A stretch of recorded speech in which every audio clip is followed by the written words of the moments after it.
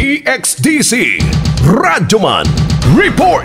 Ipahigayon karong adlaw ang change of command ceremony alang sa bag-ong mulingkod nga commander sa 10th Infantry Aguila Division Philippine Army sa 10 ID Headquarters Camp General Manuel T. Yan Sr., Barangay Tuburan, Mawab, Davao de Oro.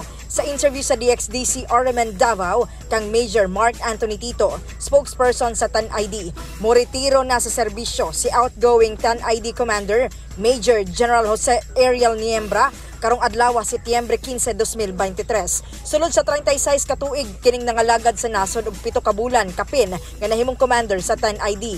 Atol sa iyang stint, na maintenar niini ang stability operations aron mapugnan ang resurgence ug subling pagsulod sa mga armed groups dinhi sa Davao Region. Ilaw mo sab sa iyang liderato na neutralisa ang alleged top new People's Army leader, ang Secretary sa Southern Mindanao Regional Committee nga si Eric Jun Casilaw kun alias Ilian.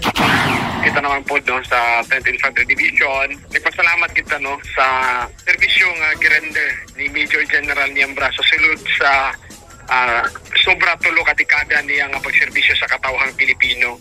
So diha nato makita kung unsa ka dedicated o kung si Major General Niembra kung unsa siya ka unsa siya ka maayo nga sundalo ug maayo nga leader na pasabay niya ang pag-maintain sa moral sa atong kasundaluhan o ang ato ang mission accomplishment. So kami sa 10th Infantry Division amo yung ginapaabot ang pasalamat kay Major General Jose Ariel M. Niembra.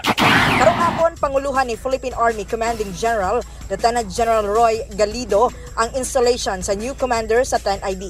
Sa pagpanubay sa DXDC niining balita, wala pa'y opisyal nga gipagulang pangalan matod kang Major Tito sa incoming commander sa 10 ID.